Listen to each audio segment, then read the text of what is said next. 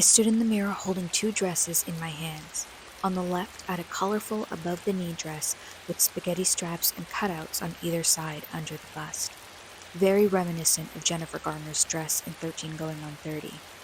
The dress on the right was strapless, ankle-length, in a baby blue color with an Edwardian pattern along the bodice.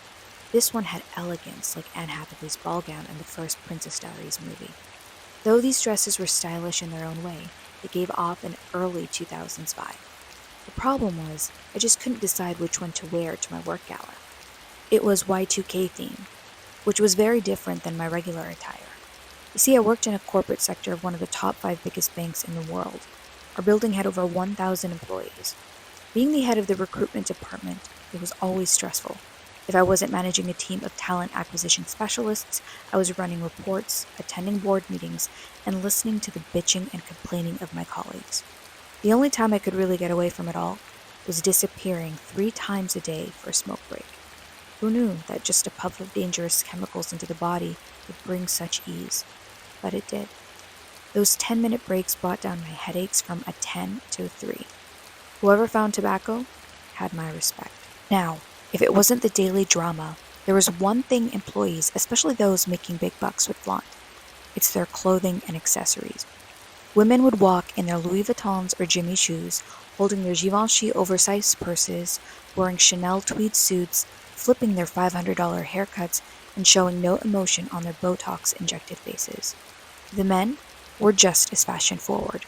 Their suits and pants wrinkle-free, hair always freshly cut and styled, facial hair trimmed and lined perfectly, cuticles filed down and shaped. In a way, each day was a fashion show within the confines of our walls, and everyone loved it, including me. Well, sometimes.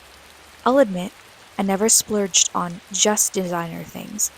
I knew how to find outfits in season on a budget, and I never actually fit in with those bougie class colleagues because many of them had zero stability of finding a partner that wasn't always obsessed with themselves like they were, each one competing for attention or showing off with their egos.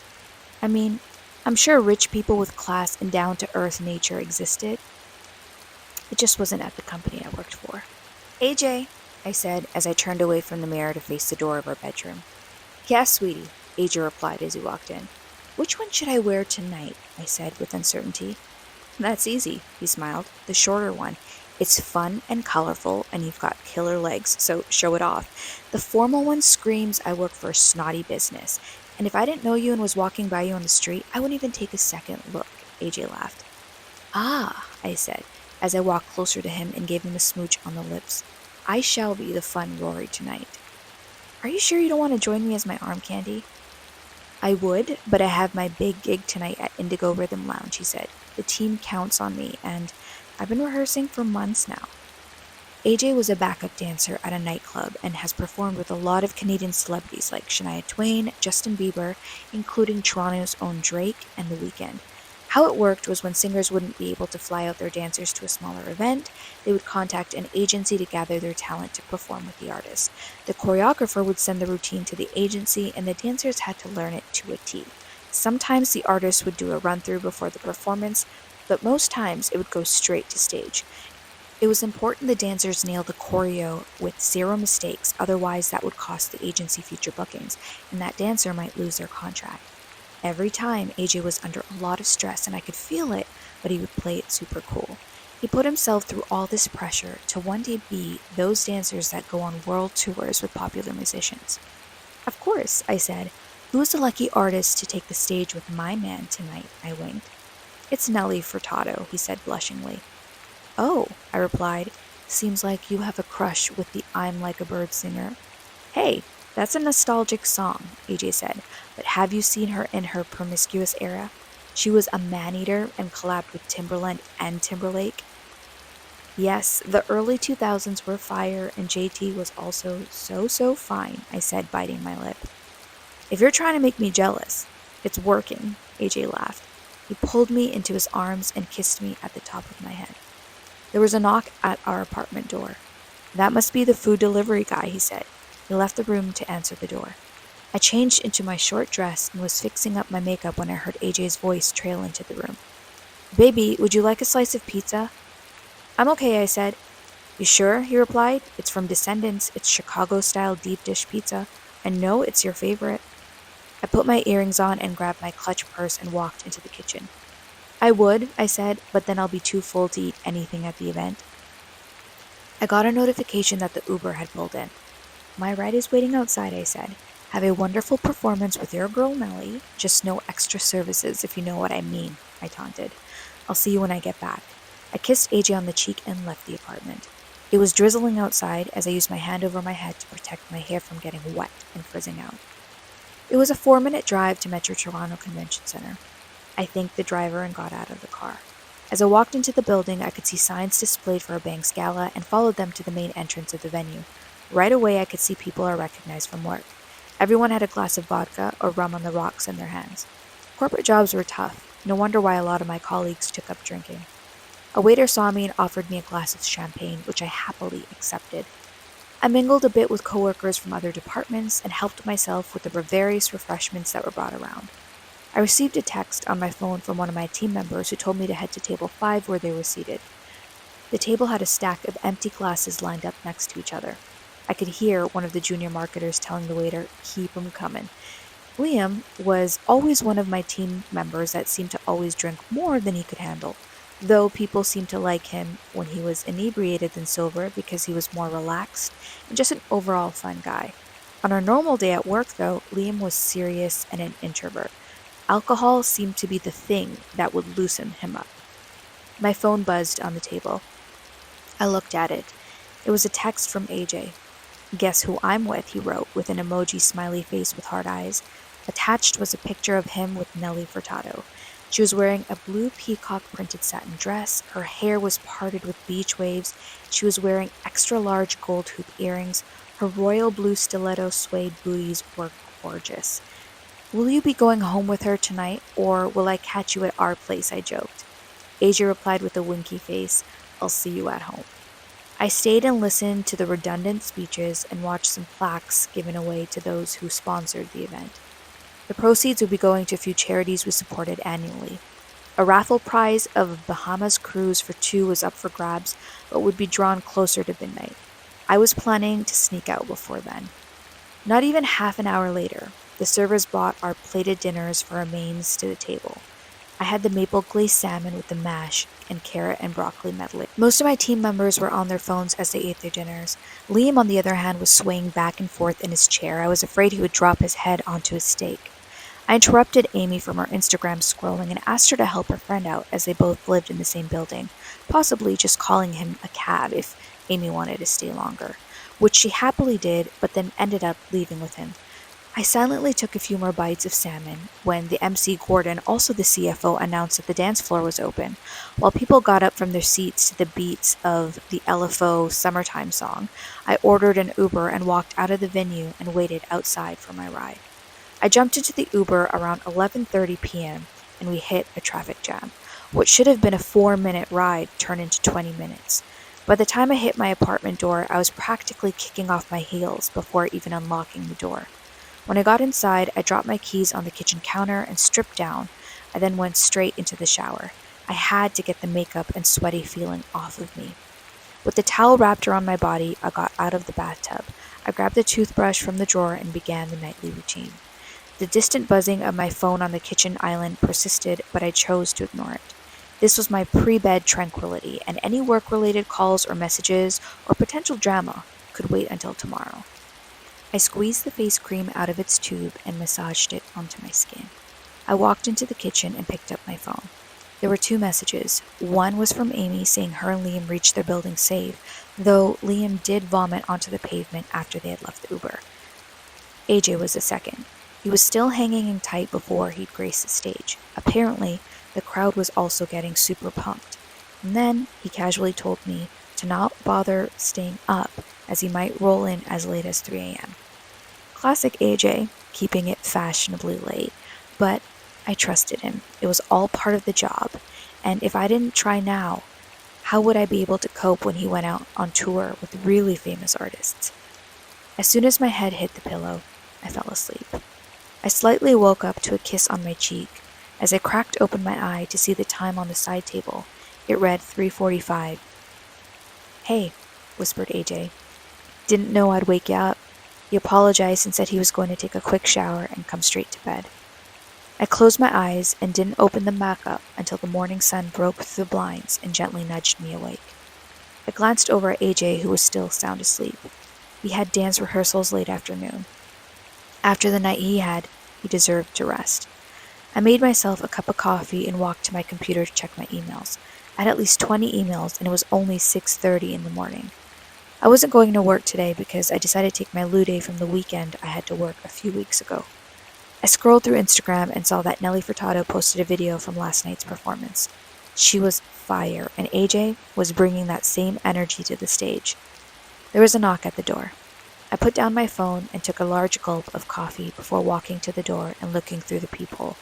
It was a delivery man with a large package. I opened the door and he greeted me with a smile. He asked for my name and pulled out a mini electronic device and asked for my signature. He handed me the package and I told him to have a great day. I locked the door and looked at the address. It was from sheIsit.com. I remember I had ordered a couple of cute outfits for my birthday, which was at the end of this month. Plus, I splurged a little more on some loungewear for home and essentials like camisoles for sheer blouses or knit sweaters. I used scissors to open the package. Each piece of clothing was individually wrapped. I tore open the packages and dumped the clothing on the floor. I then threw the garbage away and started to collect the clothes. My rule of thumb was before wearing anything from the store, I would have to first give it a good wash. I definitely had this thing where I wouldn't try anything on in-store either. I was usually pretty good at knowing my size or would use a tape measure. I don't think I've ever done a return or exchange on clothes. Household items, yes, like decor, but never clothes. As I was picking up the clothes and putting it into the laundry basket, something fell on the ground. I bent down to pick it up. It was a silver tennis bracelet with an infinity sign at the clasp. I didn't remember ordering any faux diamond jewelry. I took a closer look at the diamonds. They seemed to look all too real. I put it on, and the way the bracelet caught the light was really beautiful. About an hour later, AJ wandered into the living room. His wavy auburn coif was disheveled, and his eyes squinted at the sun shining through the window. "Morning," he said as he made his way to the bathroom to brush his teeth. "Do you want a cup of coffee, honey?" I asked. "Mm-hmm," he yawned with a big stretch of his arms. I placed a pot into the Keurig, which began to brew. I then made a bagel BLT. I set his breakfast on the table and sat back down on the couch on my phone. AJ walked to me and gave me a kiss on the forehead before sitting down at the table. "Oh, doing laundry so early?" he asked. "Yeah," I said. "I ordered some clothes online, washing it before trying it on." "Will I be invited to see this big reveal?" he smirked. "Oh, for sure, I'll set up a little fashion show for you," I joked. I grasped the bracelet in my hand. "Anyway, babe, I wanted you to check something out." I walked over to AJ dangling the bracelet. "This fell out of one of the outfits, but I didn't order any artificial jewelry." "It looks beautiful," he said, "but you're telling me it couldn't have been part of the outfit like an add-on?" "Well," I said, "I went back to the website and checked the description. It never mentioned a free piece of jewelry in every order." "Well, maybe it was a mistake on their end," AJ said. "Either way, I would say keep it." "But," I said, unsure, "doesn't it resemble a real tennis bracelet?" Nowadays, imitation jewelry is so common," said AJ. "Cubic zirconia sometimes looks like the real deal. Did you ever watch those memes on Instagram where this guy just goes around with a detector to detect fake diamonds that people are wearing, and it's hilarious?" "You're probably right," I said. The next day after work, I decided to go across the building to a jewelry store to get a better idea if the jewelry was real or fake. I couldn't focus at work all day as I was thinking, what if it belonged to someone who worked for the clothing company and they lost it somehow and it found its way into my package? The guy at the jewelry store was so kind. He looked at the bracelet for a couple minutes, then back up at me, then back at the bracelet. "Is everything okay?" I asked curiously. "Oh yes, the diamonds are in impeccable shape," said the jeweler. "It's mostly white or gray sparkle with hints of other colors. In more detail, it's 11-carat round-cut inline channel set diamond tennis bracelet in 18-karat gold. I can keep going," he said. "Wait, so this bracelet is real?" "It sure is," said the jeweler. "Worth close to 50 grand.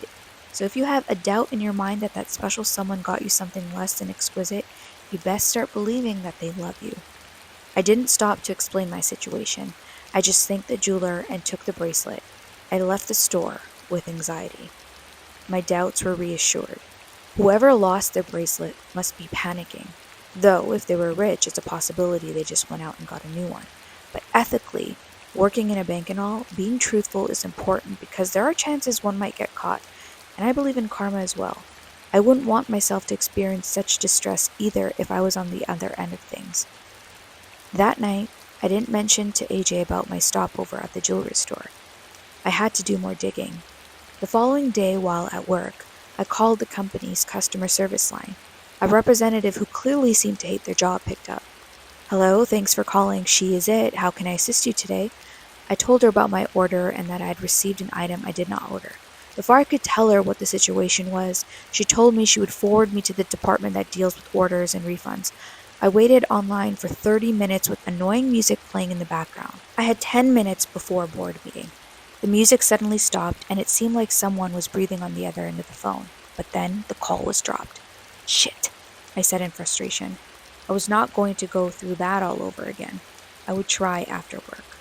By the time I got home that evening, the customer line wasn't taking calls. They closed at 5 p.m. I decided to send an email hoping that would make a difference. I didn't mention the price of the bracelet in the email, but I said it wasn't part of my order, and I felt that someone who worked there may have lost it. A week goes by, and I receive no response from the company. I was sitting on my bed looking at the bracelet when AJ walked in. "Are you going to put that bracelet on or play with it?" he teased. "AJ," I said, "I think the owner of the bracelet works for the company, and it may have fallen off their wrist and into my bag. I had it appraised the other day, and it's worth a lot." "Really? How much?" he asked curiously. "Why does it matter?" I shot back with a glare. My anger caught AJ off guard and he backed up. "Sorry, I was being a little insincere." I apologized to him for snapping. "It's in the tens of thousands," I said with my voice quivering. "I just want to get it back to them, safe." "Of course," AJ said as he caressed my back. "Can I take a look at it?" I handed the bracelet over to him. He flipped it over and saw a name and initial at the back of the bracelet. It said Tiff H. "Could that be short for Tiffany?" he said. "I don't know, maybe," I said as I caressed my temples. "Listen, Rory, it might be a good idea to call or send the company an email asking if they have an employee or someone by that name working there." I said. "Good eye and good idea." I was kind of relieved. I kissed AJ on the cheek, then started to draw up an email that included the item I found and name Tiff H. I then added my phone number at the end to speed up the process. Saturday was my birthday and I was getting ready for a night out on the town with AJ. We had an entire dinner and bar gathering planned with a couple of our close friends. I wore a black rhinestone-embellished bodysuit with faux leather skirt that cut diagonally. I had my hair down with the sleek side part and wore gold dangling earrings. My lipstick was bright red with brown undertones. It was a pretty great night, as I had quite a few Cosmos. The last thing I remember was AJ carrying me into our apartment and putting me on the bed. In the middle of the night, my mouth felt so dry that I slowly got up out of bed to get a glass of water. I then stumbled to the door. I was still tipsy, with a mild but pretty evident hangover. I turned the doorknob and flung open the door as I walked into the living room. I could see a shadow sitting on my couch. I thought it was AJ's, so I said, "Hey, you up late? Can't sleep?" The shadow didn't respond. I chugged down 2 glasses of water before heading back to the room. I looked back at the couch, and the shadow didn't seem to move. As I got to the front of the door of the room, I could see that AJ was in bed. I jolted, wincing.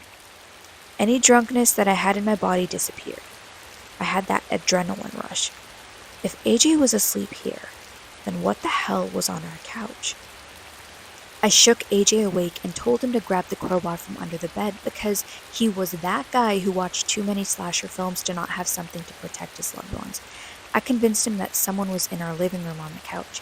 He was confused but humored me. AJ took the lead while I stood behind him. We slowly shuffled into the living room, making little to no noise at all. He told me on the count of 3 to turn the lights on while he swings.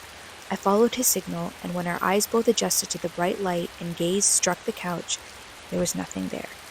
We both sighed relief, though AJ did a thorough check of the apartment.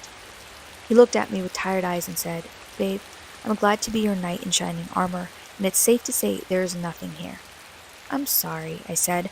"I really thought you were here in the living room." Perhaps you had a bit too much to drink and it's your brain playing tricks on you. I agreed with him. You know what, I said, maybe I'll change into a clean pair of clothes. It might help me fall asleep. Sure, he said. I changed into shorts and a tee and snuggled up to AJ. I woke up to my phone buzzing. At first I thought it was my alarm, but quickly realized that it was still the weekend and I don't go back to work until tomorrow. I picked up the phone and answered. Hello? Hi, a man's voice said on the other end. Is this Rory? Yes, this is her. I'm Officer Duncan. I'm calling on the behalf of the company you reached out to, sheisit.com, a few days ago. Uh-huh, I said. Well, Rory, we have your house address and was wondering if it would be a good time to collect the bracelet from you. Of course. Did you find the owner, I said? I think it's Tiff H. Yes, we can confirm we found the owner of the bracelet, said Officer Duncan.